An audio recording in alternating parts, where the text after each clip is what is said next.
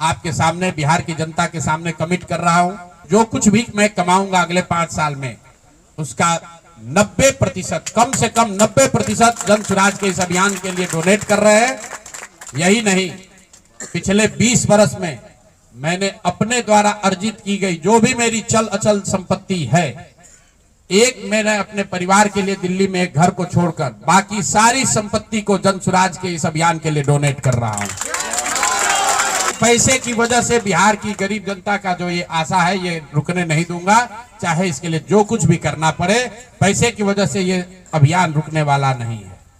मैं फिर से दोहरा देता हूं, अगले 5 साल तक जो कुछ भी मेरी आमदनी होगी, उसका कम से कम 90% मैं जन स्वराज के इस अभियान को चलाने के लिए दान करूंगा।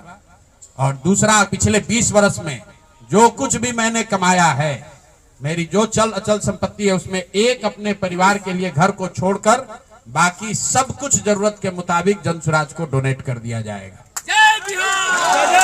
इसके साथ ही मैं आपके जरिए बिहार की जनता से, जन स्वराज से जुड़े हुए लोगों को ये आह्वान करना चाहता हूं, आप भी संकल्प लीजिए। हम अपना 90% दे रहे हैं, आपसे 10% भी नहीं मांग रहे, लेकिन आज से जन स्वराज से जुड़ा हुआ हर व्यक्ति, बिहार को, इस मिट्टी से प्रेम करने वाला हर व्यक्ति, आप चाहे किसी दल के हो, किसी विचार के हो, कोई भी काम करते हो, एक मदद कीजिए अपने राज्य के बेहतरी के लिए, सुधार के लिए, व्यवस्था परिवर्तन के इस अभियान के लिए।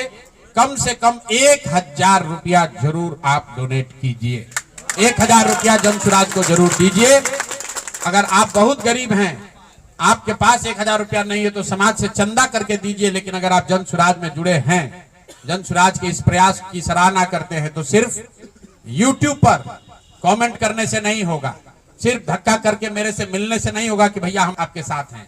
अब 1000 रुपया का कंट्रीब्यूशन आपको करना है। मेरा विश्वास है कि बिहार के 13 करोड़ जनता में से अगर 1 करोड़ लोगों ने भी 1000 रुपया का योगदान कर दिया, तो अगले 5 साल तक इस अभियान को कोई रोक नहीं पाएगा। इसलिए ये जरूरी है।